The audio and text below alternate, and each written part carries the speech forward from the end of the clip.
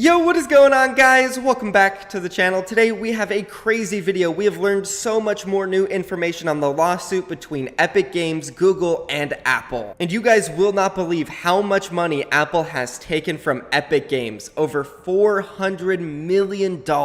And guess what, guys? We learned today that there are actually some massive companies out there publicly supporting Epic Games like Spotify, Tinder, and Netflix, applauding them for suing Apple and Google. As well as that, we talked about how long this lawsuit might take and if whether or not Epic Games is going to find an alternative for mobile players on Google and Apple products to play Fortnite. And today in this video, we are going to be talking to one of the best agencies in all of Fortnite. He's a licensed lawyer named Dan Pulse. He's the same guy from Carter Pulse that got Waffles unbanned. So yeah, this guy is legit and he knows exactly what he's talking about. Now we're about to hop into that call with Dan, but before we do, guys, I want to introduce you to one of the biggest announcements I've ever done in my life. Kangana has signed their first female players and we have just dropped our first ever line of merch. Kangana has just announced its two first female signings and dropped its official first line of merch.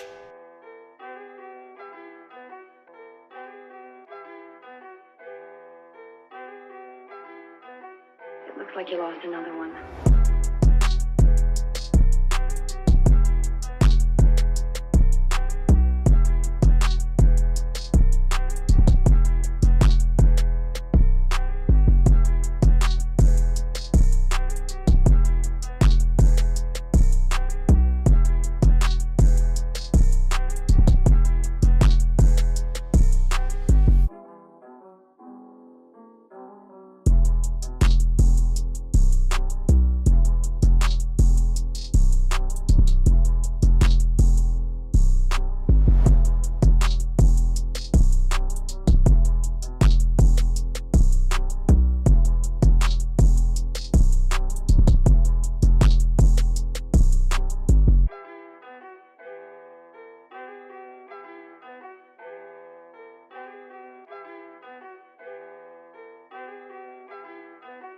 It looks like you lost another one.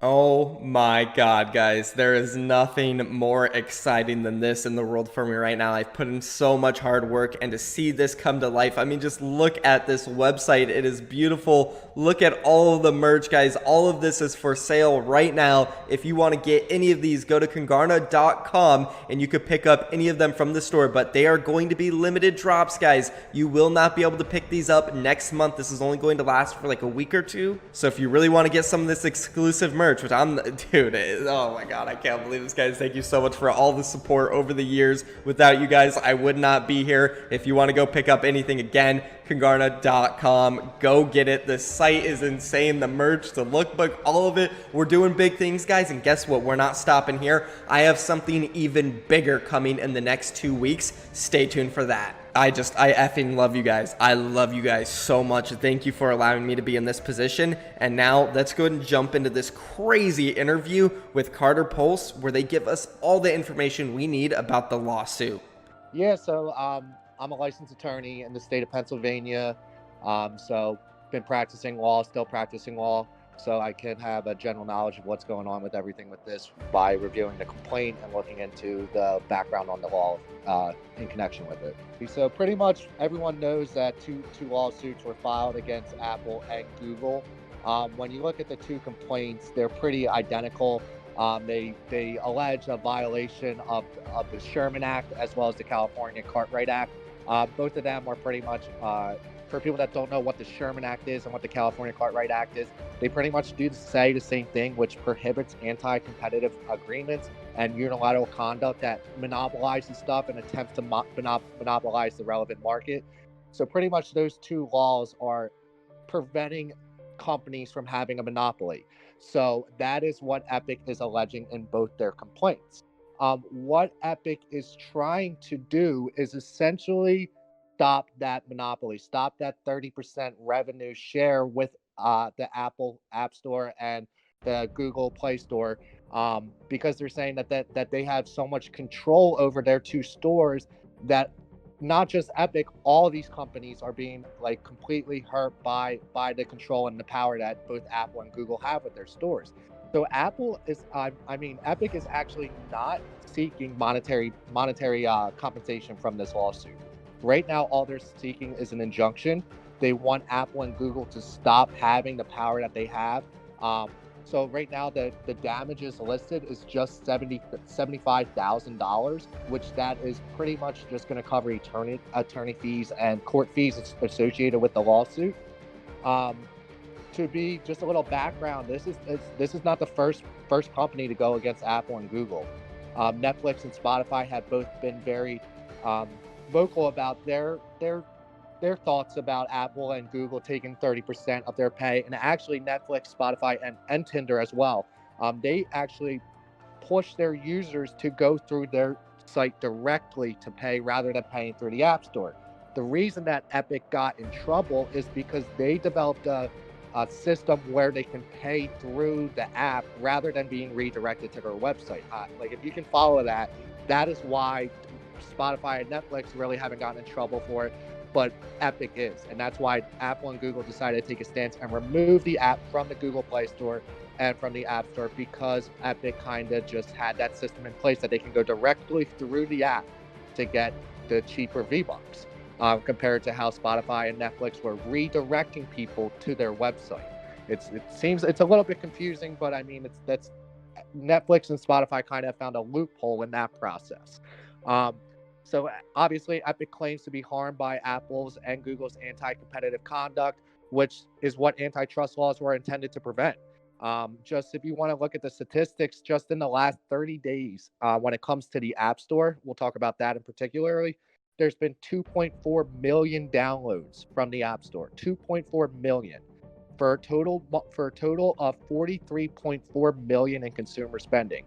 Now Apple is getting 30% of that 43.4 million. So total downloads and money spent through the App Store via Fortnite is 133.2 million downloads, and $1.2 billion have been spent through the Fortnite app. So obviously, Apple and Google claimed that Epic violated their guidelines. They enabled a feature in the app which was, one, not approved or reviewed by either of them. Pretty much of what I just said, which allowed players to buy in-game currency without using the Apple and Google payments. Thus, Apple and Google wouldn't get their 30% cut. A lot of companies have came out and already applauded Epic for taking a stand against Apple and Google. Obviously, like I touched base on Spotify about it, but Spotify has already came out saying it's about time that someone stood up to Apple and Google. So this is really way bigger than just Fortnite versus Apple and Google. This is taking a stand against the whole mentality and the whole image that Apple and Google do when it comes to their Play Store and their App Store. Wow. So I just want to touch bases and clarify. You said $1.2 billion in revenue has been done on mobile Fortnite. That's just the App Store, not even the Google Store, just the App Store, 1.2. Oh my God. And so Apple has taken 30% of that. Correct. So they've nearly taken $400 million worth of revenue because of Epic Games' success with Fortnite. Wow, that's a huge number, Carter. Now, just what's like your personal thoughts on that? Do you think that's right? Like, whose side are you on right now? I mean, obviously, there's been a lot of pushback. Like I said, this isn't the first time that Apple or the Play Store had seen pushback from different companies.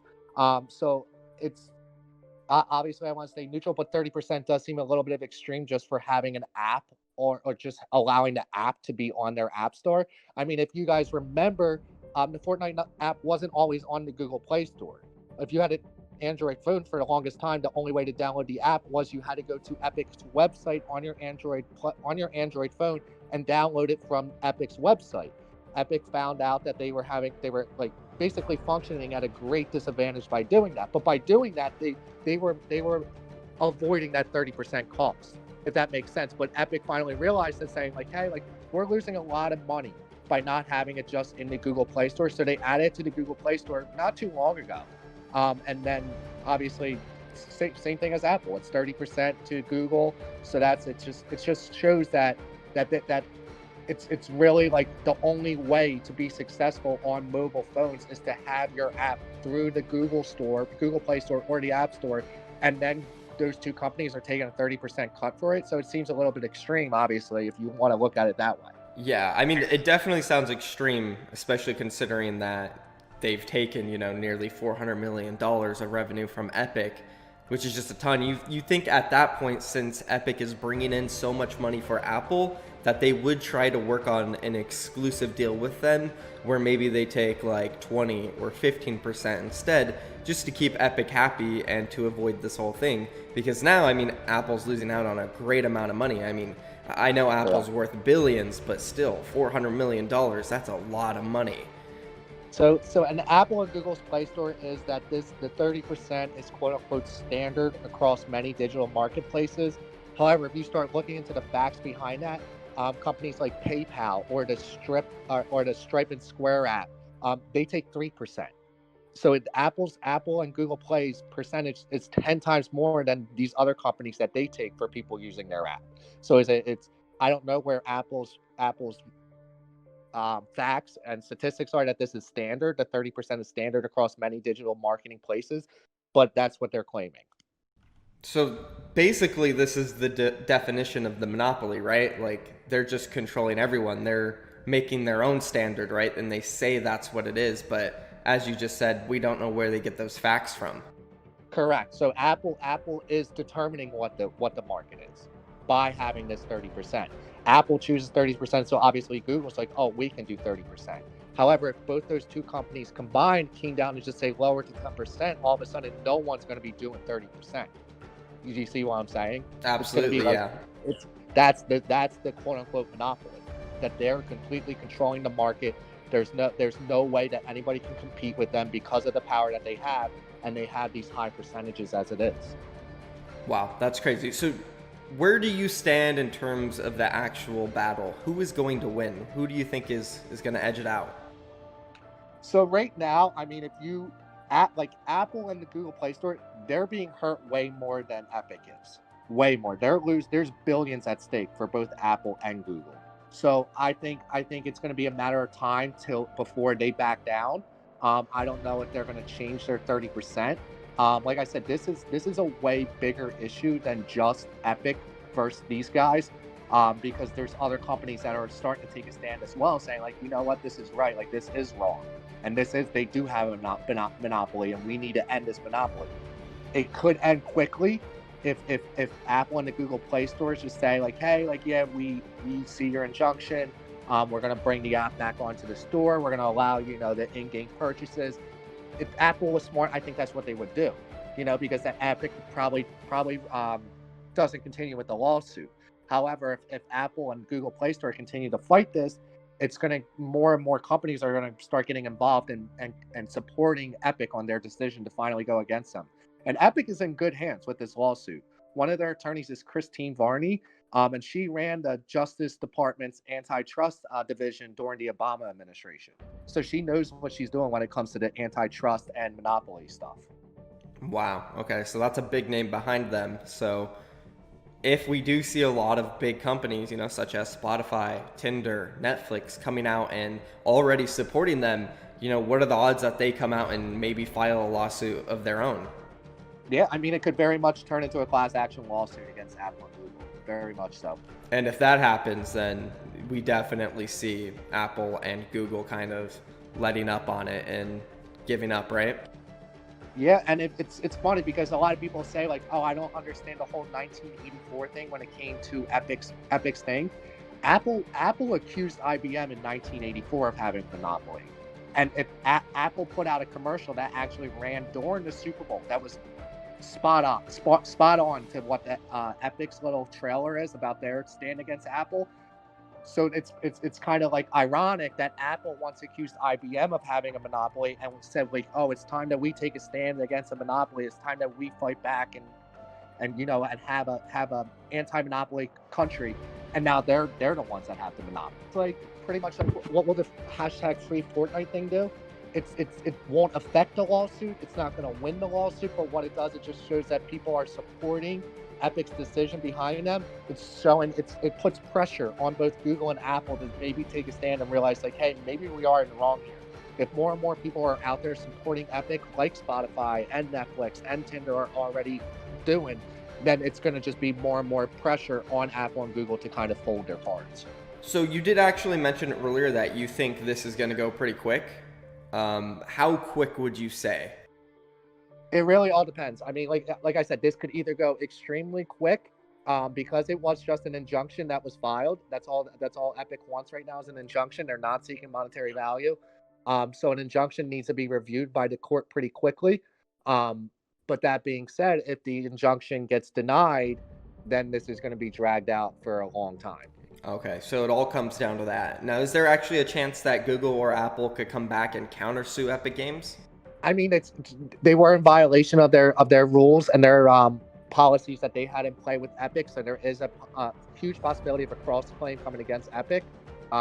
But who knows? I mean, it really all depends. Right now, the only thing that has been filed is the injunction against Epic for Apple and Google.